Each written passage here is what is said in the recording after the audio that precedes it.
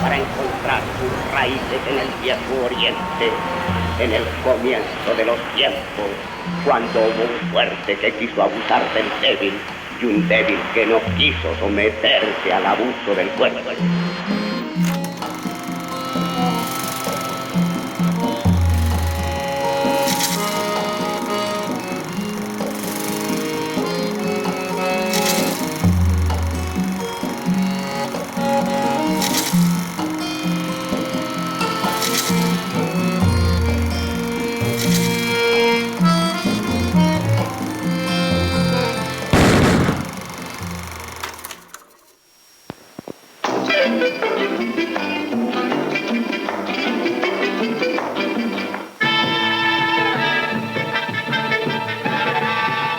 I say, this is a nasty situation, what?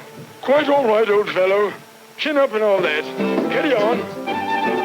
I'm Chiquita Banana, and I've come to say that you really shouldn't treat a fellow man this way. If you like to be refined and civilized, your eating habits really ought to be revised. Suppose I show you by making banana scallops.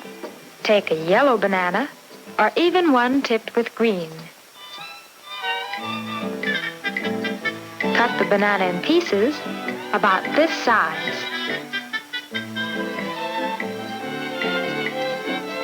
After dipping them in egg, drain and roll in cornflake crumbs or breadcrumbs. Fry about 2 minutes until brown and tender. Then drain them well and serve hot. So. But bananas like the climate of the very, very tropical equator. So you should never put bananas in the refrigerator. Sí. Sobre todo en América Latina, las repúblicas bananeras fueron las repúblicas de América Central y del Caribe, donde se producían bananos a comienzos del siglo XX.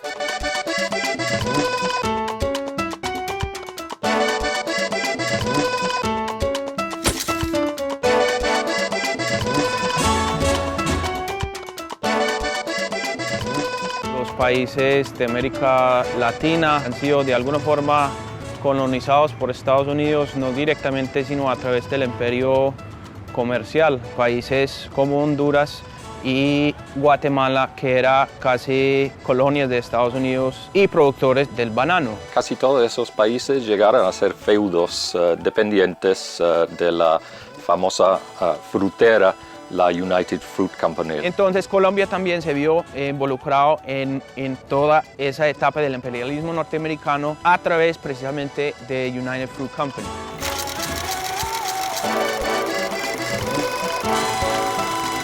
La United Fruit Company era una compañía dedicada a cultivar banano en Colombia y otros países de América Central sobre todo, y a exportarla a los Estados Unidos. Tuvo su influencia en diferentes gobiernos de Estados Unidos. I'm Chiquita Banana, and I've come to say bananas have to ripen in a certain way, and when they're flecked with brown and have a golden hue, bananas taste the best and are the best for you. Hubo una época en que la United era una de las grandes compañías internacionales del mundo y uno de los pioneros en lo que hace una compañía multinacional. Fue una punta de lanza del imperio en la región, de explotación, de ese trata salvaje de las empresas inversionistas en América Latina. La República Bananera llegaba hasta la costa colombiana en las afueras de Santa Marta, donde United Fruit tenía sus plantaciones. Ahí donde estaba la multinacional norteamericana, existía la posibilidad de desarrollar alguna conciencia entre los trabajadores.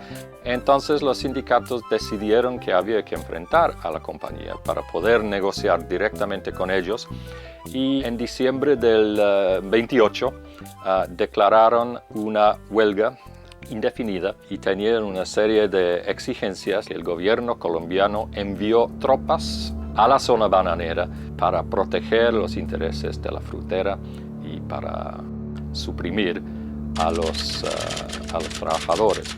Lo que pasó entonces es que hubo una masacre, la masacre de trabajadores más famosa en la historia de Colombia.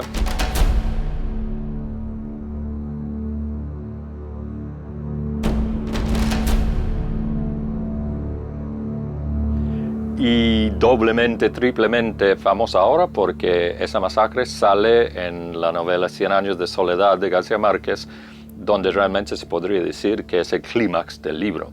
Y en el libro mueren 3.000 trabajadores.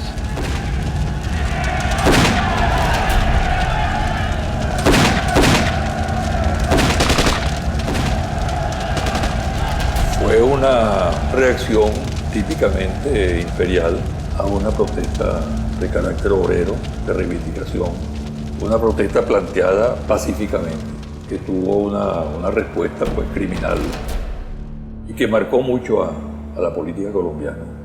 Y a raíz de esa masacre fue que Jorge Eliezer Gaitán se lanzó como político, porque él fue a la zona bananera a investigar y volvió al Congreso a plantear por primera vez en la política colombiana la cuestión social y a exigirles a los del gobierno colombiano que asistieran a las demandas sociales que estaban surgiendo con tanta fuerza durante ese momento que es finales de los años 20. Y durante 3 semanas habla en el Congreso, casi nadie más habla, acusando al gobierno de estar del lado de Estados Unidos y de los imperialistas en vez de proteger al propio pueblo. Y eso le da ya un gran perfil entre el pueblo colombiano que muy pocas veces ha sido representado realmente por sus políticos. Allí Gaitán enjuicia no solamente el hecho de que esta masacre que hizo el ejército colombiano fue para defender los intereses de la United Fruit Company,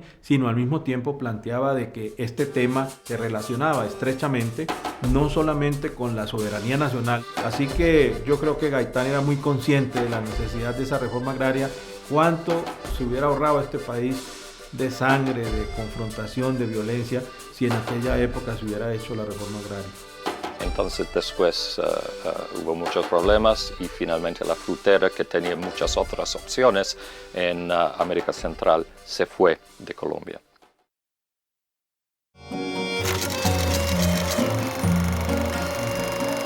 Jorge Eliezer Gaitán fue un abogado colombiano brillante, que además fue también un político de gran arrastre, carismático, un hombre que movía a las masas.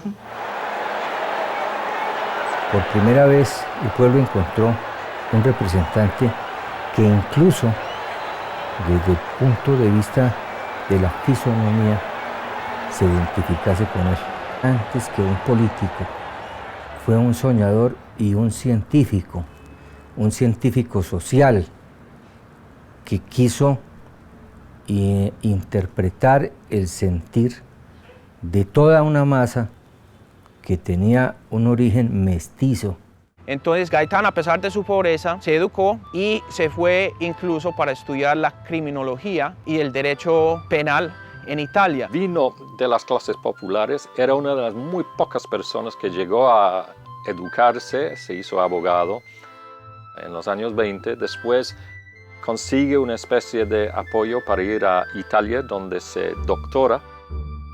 Y entonces, cuando vuelve a Colombia, trata de hacer su camino en el Partido Liberal, cosa que hace por su carisma, su magnetismo, pero al mismo tiempo, Gaitán primero era de las capas, digamos, populares, y después se veía que eran las clases populares, porque la fisonomía de Gaitán era de un indígena latinoamericano, ¿no? Gaitán tenía rasgos plenamente indígenas en un país donde los políticos casi siempre eran hijos de las clases dirigentes colombianas que de alguna manera trazaban sus dinastías a la colonia o a comienzos del siglo XIX. Y Gaitán, incluso en su aspecto físico, tenía la misma cara del pueblo, exigía igualdad para el pueblo. Era una prueba fehaciente de que un hijo nacido del pueblo podría llegar a ser grande. Estamos tras un pueblo a defensa de un pueblo oprimido y puesto al margen. de inmensas multitudes abandonadas y escarnecidas y burladas en todos sus intereses, a las cuales se les halaga pero no se les cumple.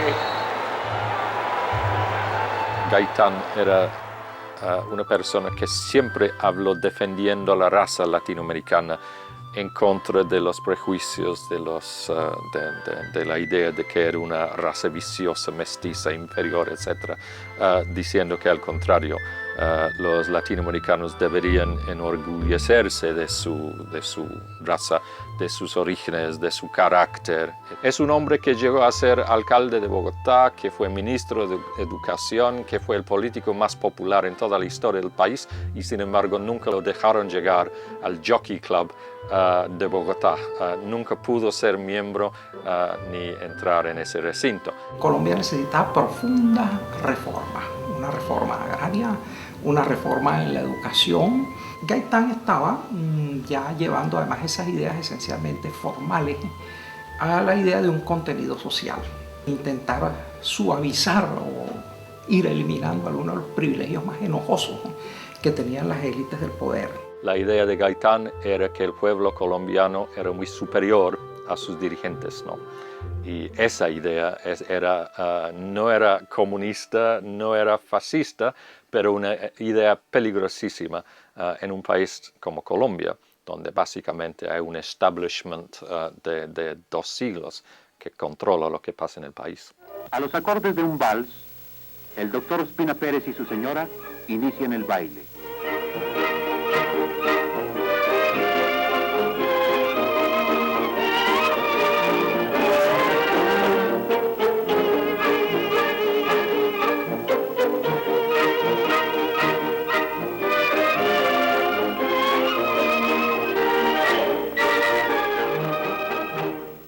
Tanto el Partido Conservador como el Partido Liberal en esa época no tenían ningún interés en discutir ideas, sino en detentar el poder, que de alguna manera está precedido por el signo del dinero.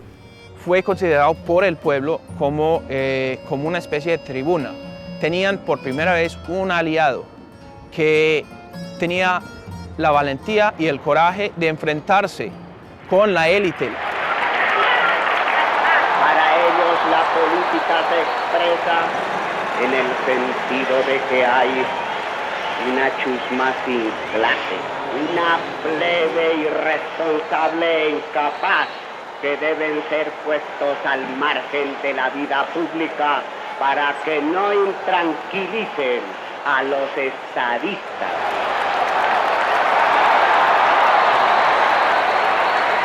Se forma el progreso de las patrias que no puede vivir en la inactividad de unos mentirosos frentes sociales de las oligarquías, sino entre las ansias y las necesidades de los pueblos que se oponen y de los gobiernos que se vayan empujados por el fuego revolucionario de los que no están en el poder.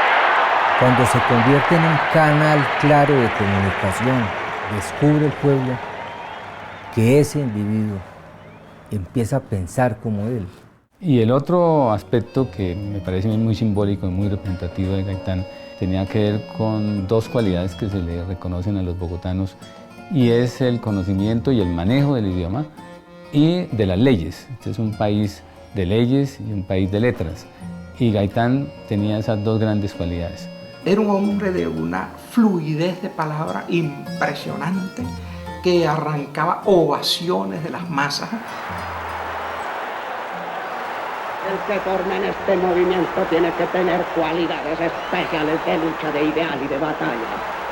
Los tímidos, los que se sienten derrotados, la cobardona gente que no tiene en sus venas la especie palpitante que galopa desde Palo Negro y desde los llanos que nos dieron la libertad no nos sirve a nosotros.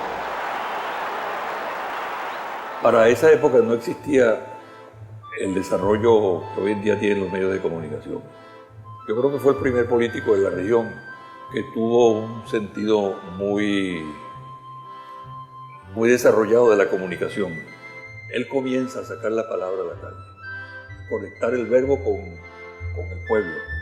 Era un orador. Acuñó un lenguaje que conectó esos conocimientos con la realidad y con los problemas de Colombia. Realmente fue la palabra pura y simple, ¿no?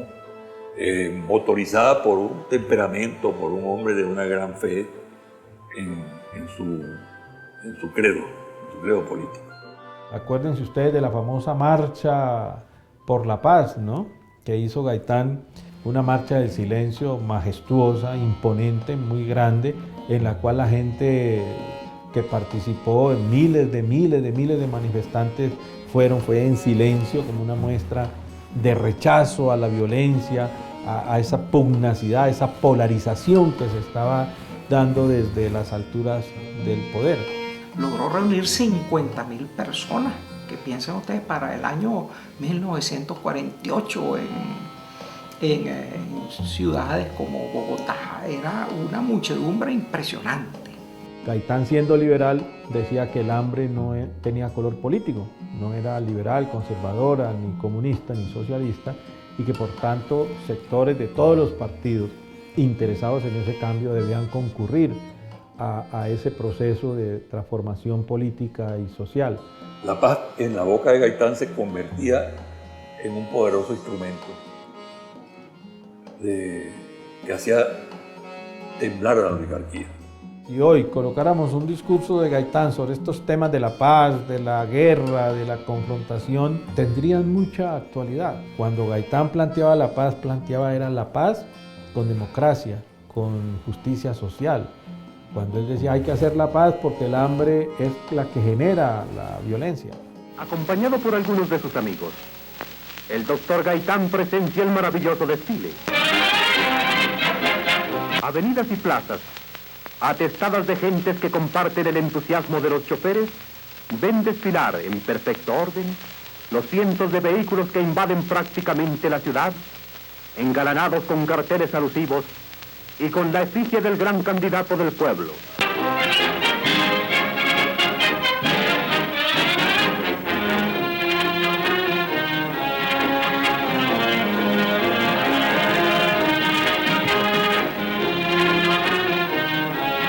Jamás en la historia política de Colombia se había podido presenciar un entusiasmo más fervoroso y permanente alrededor de un movimiento político.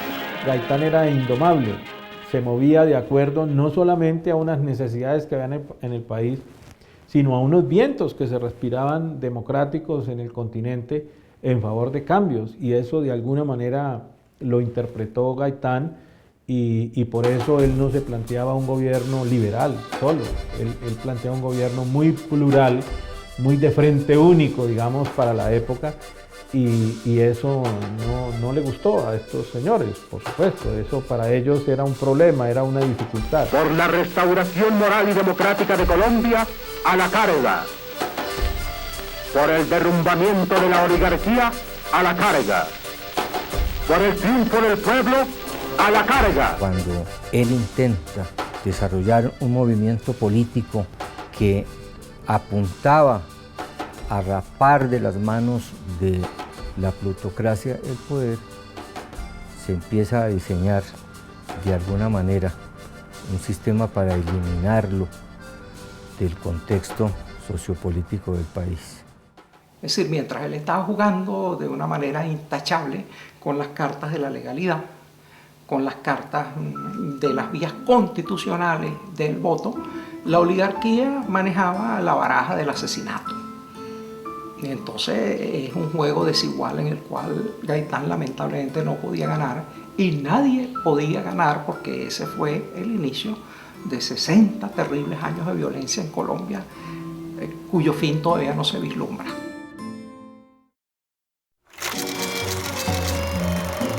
Cuando Jorge Eliezer Gaitán logra crear su propio movimiento político y empieza a demostrar que en Colombia se puede realizar un cambio político con una nueva estructura filosófica esencialmente socialista, surgen los intereses especialmente foráneos para tratar de silenciarlo. Fue la época en que se inventó la Guerra Fría. Fue el momento en que se fundó la CIA. Fue el momento en que se inauguró Naciones Unidas. Fue el momento de creación de la OTAN.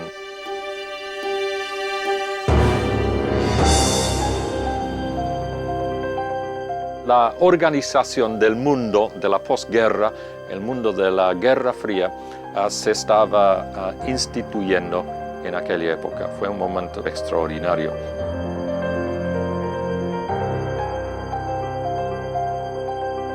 El gobierno de los Estados Unidos, que montaba en esa época toda su campaña internacional, toda su política exterior en el anticomunismo y a no permitir que esa ideología se pudiera expandir por otros países, sobre todo en aquellos que eran de la influencia de los Estados Unidos. Se reunía en Bogotá la Conferencia Panamericana, es decir, la reunión de los países latinoamericanos con los Estados Unidos para determinar la política de relaciones y la política a seguir por los países latinoamericanos. Fue una conferencia destinada pues, a homogeneizar la región bajo la doctrina ya del anticomunismo claro y abierto. Se estaba conformando la Organización de Estados Americanos bajo la hegemonía del gobierno de los Estados Unidos. Era el general Marshall, secretario de Estado norteamericano, quien dirigía esta forma de integración americana.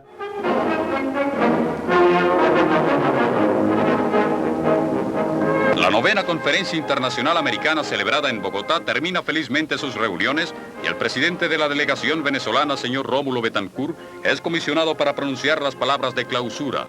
Y luego pasan todos a firmar el acta de clausura de la conferencia que termina en ese día. Entonces cualquiera que tuviera un discurso que se saliera de ese statu quo en la época, pues era ubicado pues como un enemigo, como un terrorista, para hablar en el lenguaje de hoy. La OEA se fundó en Colombia en ese Congreso de la Unión Panamericana. Como instrumento de Estados Unidos para controlar el hemisferio, por supuesto. La firma del acta final por estos hombres americanos todos es el punto final que se da a toda una serie de sesiones tendientes a dotar a América de un sistema de derecho internacional que tanto significa para Venezuela y para todas las naciones americanas de pensamiento verdaderamente libre y de sentir positivamente democrático. Cualquier liderazgo que prometiera reformas, como el de Jorge Eliezer Gaitán, le suscitaba temores a Estados Unidos. Gaitán no era un líder comunista y eso lo hacía más peligroso, porque no lo podían encasillar. Un río humano, como jamás había sido visto en Colombia, se desborda desde el circo sobre la carrera séptima y al ser alcanzado por la multitud del candidato presidencial, ésta lo alza en hombros y lo lleva a través de la ciudad. En medio de la más espléndida manifestación popular, fue proclamada la candidatura del doctor Jorge Eliezer Gaitán en un acto histórico que no podrá olvidar, porque esta candidatura constituye el más íntimo anhelo de un pueblo que se ha fatigado de su propia inercia y que ambiciona la grandeza y la prosperidad a que todos los patriotas sinceros de Colombia aspiran. El pueblo movilizó sus energías a los gritos de combate que lo llevarán al triunfo final. Jorge Eliezer Gaitán salió con un grupo de amigos a la calle y repentinamente un desconocido le asestó varios tiros por la espalda y lo mató. Y lo mató durante la Conferencia Panamericana cuando Gaitán salía de su oficina. En esas condiciones los Estados Unidos consiguió lo que quería en la Conferencia Panamericana, una declaración absoluta y radicalmente anticomunista. A esa hora me salí a almorzar y estaba con mi hermano Jaime. Y en el término de llegar a la casa, por radio, en Radio Santa Fe, escuché que habían disparado contra Gaitán.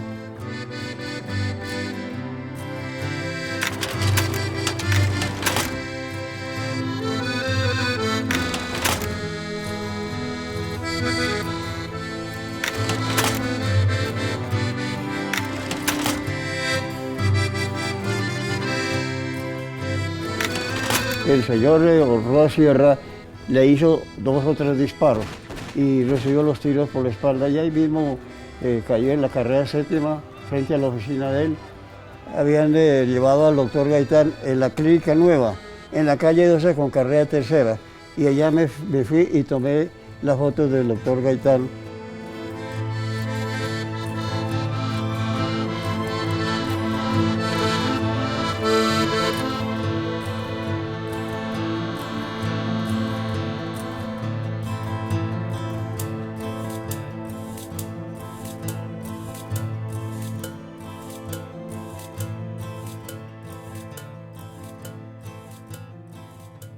Roa Sierra, cuando le disparó al doctor Gaitán, la gente que había en ese sector comenzó digamos, a cogerlo. Y él se refugió en la droguería Granada, en la esquina de la 14 con séptima, hoy día es la Panamericana. En esa esquina se refugió Roa Sierra. Esta es la droguería Granada, la reja la rompieron. Y aquí aparentemente había en un sitio, al frente había un grupo de emboladores de tal. Y para la gente de ese nivel, Gaitán era un ídolo. Había un camarógrafo francés que grabó cuando lo arrastraban hacia Palacio jalando la corbata. Se prendió un gran movimiento que marchó con el cadáver de Roa Sierra hacia la presidencia de la República, hacia el Palacio Presidencial. Lo mataron de una forma violenta, de modo que nunca pudo dar una pista de por qué había matado a Gaitán, ni de si alguien, como es lo más seguro, le había dado la orden de matarlo. La intención inicial era llevarlo ante Mariano Ospina, que era el presidente, porque en cierta forma consideraban que el gobierno era culpable. La noticia del asesinato de Gaitán fue una cosa que corrió como un reguero de pólvora por Bogotá.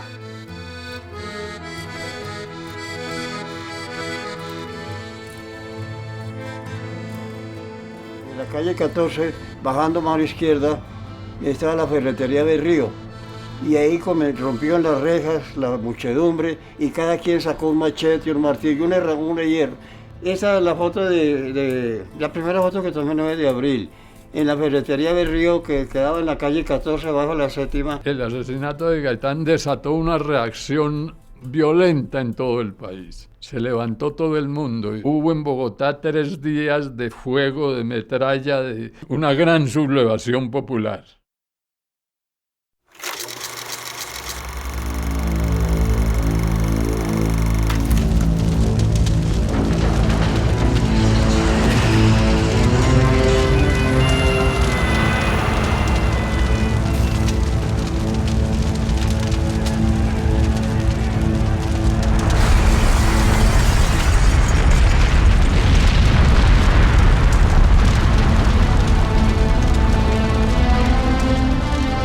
Pueblo heterogéneo que incluía gente de clase media baja, oficinistas, el artesano. El grueso de los seguidores de Gaitán en las ciudades tomó la ciudad.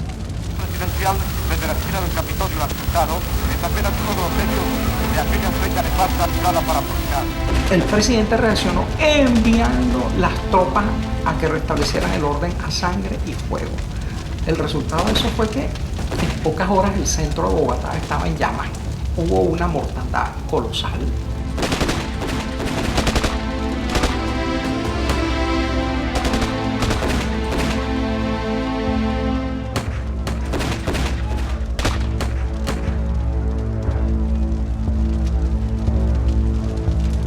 La rabia de los bogotanos se expresa destruyendo la ciudad. Es un impulso autodestructivo de la ciudad. Y uno de los objetos más queridos era el tranvía, que es destruido, y también se hacen saqueos y se rompen las grandes edificaciones.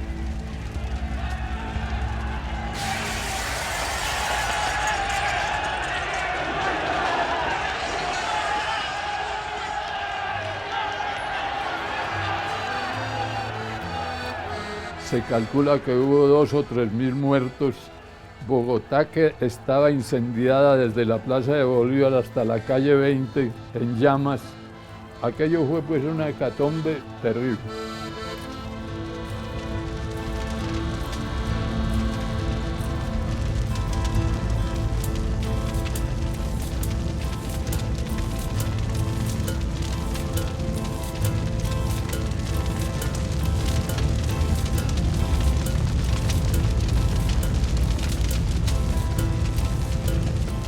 Y la séptima era una calle importantísima, porque era el centro de la ciudad en todas sus actividades, tanto políticas como comerciales.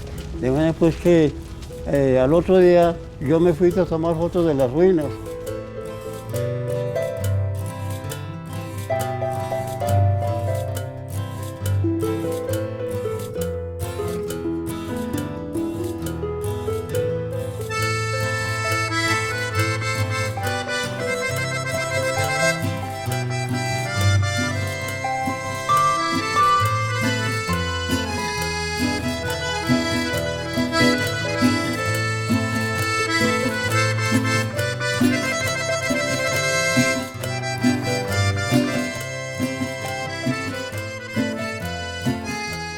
En lo que llaman la rotonda, o sea, la parte redonda del interior del cementerio, había cadáveres amontonados, como bultos, y uno tenía que caminar sobre encima de los bultos, o sea, los muertos, y entre tanto muerto, el único que estaba desnudo era Rojas Sierra, no tenía sino la corbata.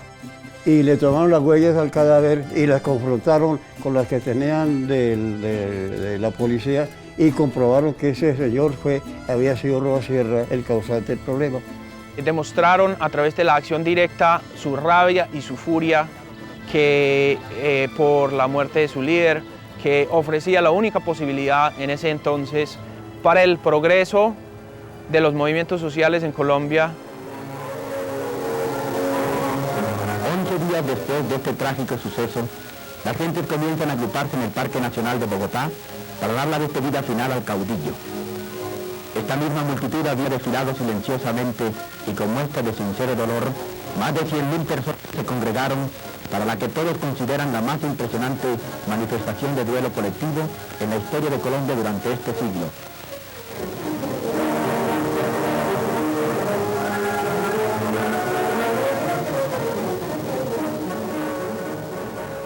Hablar de un náufrago político, como yo siempre he planteado a Gaitán, implica hablar de el barco que se hundió con él.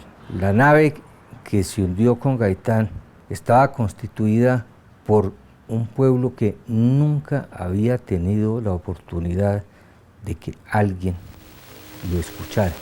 A la llegada de un grupo de jefes del Partido Liberal, la multitud les abre paso y les aplaude agitando sus banderas negras, pues debe cumplirse la orden impartida por los organizadores del acto de guardar el más absoluto silencio. Hay incluso un libro basado en una frase de un periodista colombiano, Plinio Puleyo Mendoza. A la pregunta ¿en qué momento se jodió Colombia? Decía, justamente cuando mataron a Gaitán.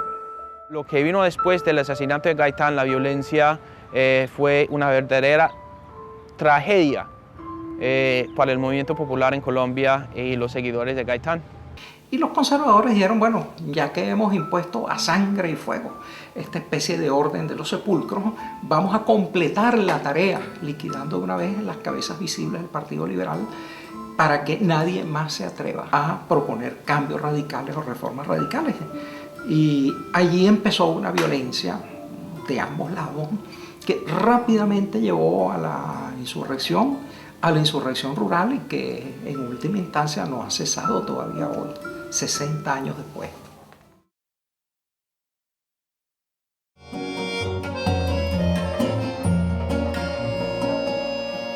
En la investigación de un crimen siempre la pregunta que se hace desde los tiempos del derecho romano es «Qui prodest?», ¿a quién le interesaba la muerte de Gaitán? Y allí está la respuesta obvia. La muerte de Gaitán le interesaba, por un lado, a la oligarquía del Partido Conservador, que veía en él un fuerte competidor al poder, y posiblemente algunos elementos conservadores, aunque sea paradójico, dentro del Partido Liberal. De algún sitio salió esa orden de muerte que lamentablemente para toda América se ejecutó. ¿Quién mató a Gaitán? La versión oficial es: yo no sé quién mató a Gaitán y supuestamente nadie lo sabe. En teoría, Lee Harvey Oswald, porque creo que el asesinato de Gaitán, el paralelo más cercano, es sin duda el asesinato de Kennedy años más tarde en Estados Unidos. La misma cosa, un hombre aparentemente solitario que de alguna manera logra hacer lo que otros no podían hacer, etc. En Colombia fue un hombre que se llamaba Juan Roa Sierra. Dicen que era esquizofrénico, dicen que tenía vínculos falangistas. La verdad es que no sabemos. Hay tres posibilidades. Una, que realmente era un loco resentido, quién sabe. Segundo, obviamente, ¿quiénes tenían la motivación? El Partido Conservador. Eso es obvio. Autorización para pagos de seguridad social a un Ismael Roa Sierra por sus servicios en la Policía Nacional. Se ha sostenido que Ismael y Juan Roa son el mismo y se ha señalado que la Policía Nacional estaba controlada por la administración conservadora antes del 9 de abril. El número del revólver utilizado por Roa corresponde a uno confiscado por la Policía Nacional poco antes del 9 de abril. Y creo que entre la gente de izquierda y liberal en Colombia, yo creo que probablemente la teoría más mayoritaria es de que fueron los conservadores de alguna manera los que organizaron este asesinato. Lo querían muerto, eso es sin la menor duda. Podría haber sido una conspiración entre el Partido Conservador y la CIA. Todo es posible. No sabemos. Lo que sí sabemos es que tenía enemigos por todos lados. Gaitán tenía enemigos a muerte incluso en su propio partido. Es muy extraño porque todas esas investigaciones en la época, incluso de una comisión especial que designó el gobierno y que fue uno de los acuerdos a los que se llegó con el Partido Liberal, avanzó, pero cuando comenzó a descubrir ciertas dudas y comenzó a colocar como ciertas preguntas incómodas para el gobierno de Ospina Pérez, eso se hizo a un lado y no se volvió a investigar. Comenzamos nuestra tarea el día después de nuestra llegada, pero no había manera de resistir la impaciencia del gobierno colombiano. No era la intención del gobierno colombiano que lleváramos adelante algo parecido a una investigación abierta, y habíamos anticipado que se nos pediría simplemente aplicarnos al estudio de un material ya recolectado y traducido para asistirnos, sin llevar adelante cualquier otra investigación posterior que pudiera haber sido necesaria. Si esto es todo lo que el gobierno colombiano poseía que podría ser de interés para nosotros, poseía entonces singularmente poco. El gobierno de Ospina Pérez, por ejemplo, uno de los primeros actos que hizo después de que se resolvió esta situación fue romper relaciones con la Unión Soviética y expulsar a todos los diplomáticos soviéticos de acá. Hay muchas teorías, pero yo creo que muy poca gente cree realmente en la teoría de un complot comunista, ni siquiera los norteamericanos. La teoría de que los comunistas estuvieron envueltos en el asesinato está basada en que habrían hecho planes para sabotear y desacreditar la Conferencia Internacional de Estados Americanos. Ninguna evidencia ha sido presentada hasta ahora que vincule a los comunistas colombianos con el asesinato. A mí no me cabe la menor duda que en este crimen tuvo que ver el gobierno de los Estados Unidos. El asesinato selectivo es un método de trabajo ordinario de los cuerpos de seguridad de Estados Unidos. De modo que el FBI, la CIA, alguna de esas agencias de seguridad, bien puede haber ordenado esa muerte. No hay una prueba evidente. En cuanto a la conexión directa, quedó en el misterio. Que los comunistas locales fueron los responsables es descartado virtualmente por toda la información disponible que poseen las agencias de inteligencia de la embajada, y que además ellos tenían más que ganar a largo plazo de un Gaitán vivo que del incidente que su muerte provocó. La teoría que tiene mayor sustento, basada en todos los factores conocidos, es que Roa ejecutó un plan creado por una pequeña conspiración de furibundos conservadores. Que la verdad vaya a ser alguna vez oficialmente descubierta o confirmada es altamente dudoso. El asesinato de Gaitán no fue por ideas políticas, fue por intereses económicos, que cada una de las facciones, liberal, conservadora, veían que en sus manos se iban a perder, porque naturalmente en nuestro medio quien conozca la verdadera historia de Colombia va a encontrar que hay oligarquía política, oligarquía sindical, oligarquía laboral, que no son más que pequeños grupos que detentan el poder. Quien quiera ser serio no podría identificar exactamente quién asesinó a Gaitán si olvida que el único factor preponderante en esa época y aún ahora con mayor acento es el signo del dinero. En el momento de la muerte y el asesinato de Gaitán, Colombia ya había entrado en una guerra civil no declarada que después iba a ser llamada simplemente la violencia. Con la muerte de Gaitán, la violencia comenzó a llegar a otra escala de destrucción y barbarie. Se desencadenaron todos los demonios.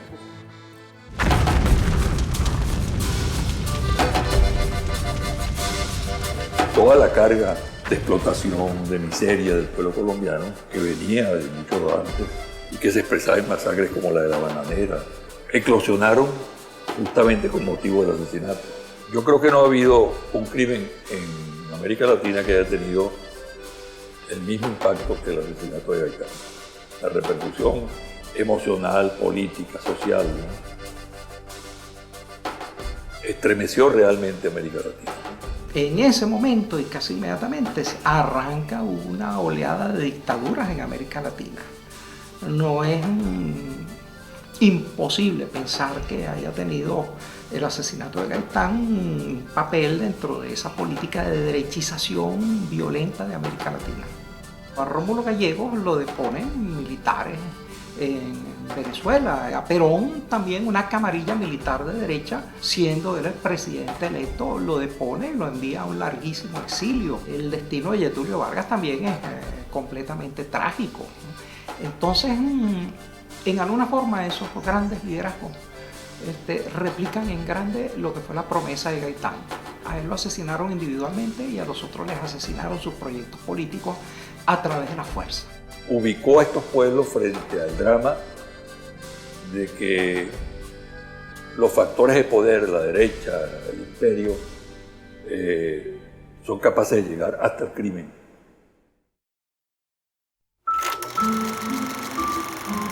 En Colombia no ha muerto nunca ningún presidente del país. En un país de muchísimos asesinatos, nunca se ha muerto ningún presidente. Se han muerto candidatos, pero no se han muerto presidentes. Entonces es un país donde tú puedes morir si eres una amenaza, pero si eres parte de la, digamos, de la clase dirigente hegemónica, tú no te mueres, te protegen, ¿no? Y lo hacen muy eficazmente. Si algo representa a Colombia dentro del concierto de América Latina, son sus grandes magnicidios. Es la única ciudad en el continente que es fundada desde un magnicidio, por lo menos a nivel de las memorias colectivas. Y en ese sentido, pues por supuesto, la imagen de Gaitán es muy fuerte. La sombra del magnicidio siempre está presente en América Latina. Muy conocido lo que decía Gaitán, de que la oligarquía no lo mataba porque sabía que eso sería una marejada de sangre de 50 años. Uno se pregunta si la oligarquía venezolana o las potencias extranjeras comprenden lo mismo con relación a Chávez. Se demostró que en América Latina los que realmente de alguna manera parecían representar al pueblo latinoamericano, y sobre todo en Colombia, no iban a poder, no iban a llegar, no iban a sobrevivir. Esa causa del conflicto colombiano de hace 60 años ahí sigue incólume, intocable. Yo creo que el legado de Gaitán es un legado de transformación, de democracia, para allanar el camino de la paz.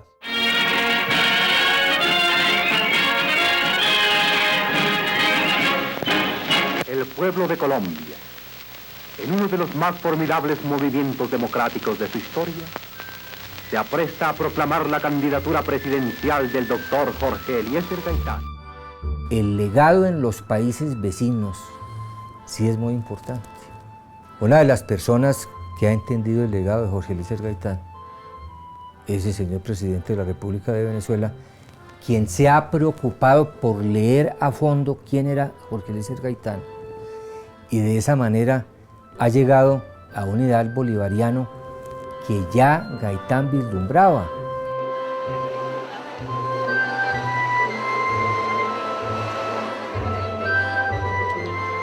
Pero Colombia realmente toda su historia es sesgada, como sesgada es toda la historia que nos han entregado en los colegios y en las universidades.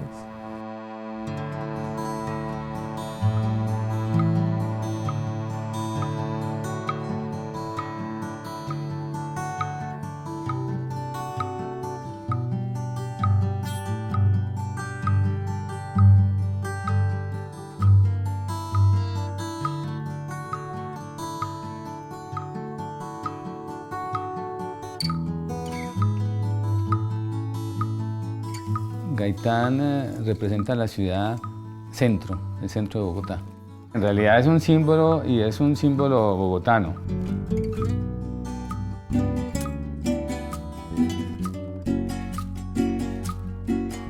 A partir del asesinato de Gaitán, Bogotá se vuelve a hacer arquitectónicamente, se vuelve a hacer en cuanto al transporte, puesto que es saqueado y resquebrajado el sistema que había entonces, que era el del tranvía.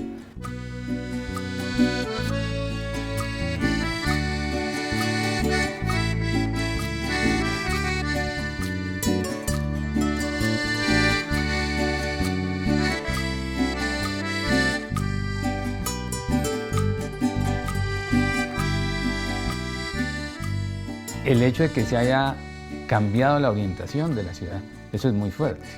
Una ciudad que avanzaba hacia el occidente y después de la muerte de Gaitán cambia de rumbo y avanza hacia el norte. Es algo muy fuerte. El transporte, que es uno de nuestros grandes dolores de cabeza en Bogotá, después de Gaitán ya no son más los tranvías, sino que aparece el bus privado con todos los desastres que todavía nos acompañan, por todos los lados que tú los quieras ver, culturalmente, arquitectónicamente, urbanísticamente, políticamente, psicológicamente, por todos los lados se puede decir sin titubeos que Gaitán es el gran emblema de las memorias colectivas bogotanas. Gaitán solía decir que él es un pueblo, pero realmente hoy podríamos decir que Gaitán es Bogotá. Y por eso Gaitán tiene una fuerza especialmente como símbolo, y yo digo como símbolo urbano.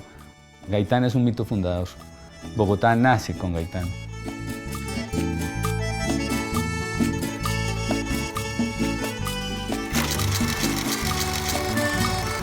Su frase más famosa, sin duda, es cuando dijo: yo no soy un hombre, yo soy un pueblo. Eso es mucho, eso es mucho reclamar, pero Gaitán lo dijo y el pueblo lo aceptó, ¿no? Creo que lamentablemente en su muerte está la explicación a esa frase. Efectivamente era un pueblo. Es el único político en toda la historia de Colombia que realmente de alguna manera quiso representar al pueblo colombiano y al mismo tiempo fue aceptado precisamente por el pueblo colombiano en esa representación. Gaitán fue lo que hasta cierto momento fue toda América Latina y el Caribe, una esperanza cortada. Afortunadamente los pueblos podemos resucitar. Cuando hubo un fuerte que quiso abusar del débil y un débil que no quiso someterse al abuso del fuerte.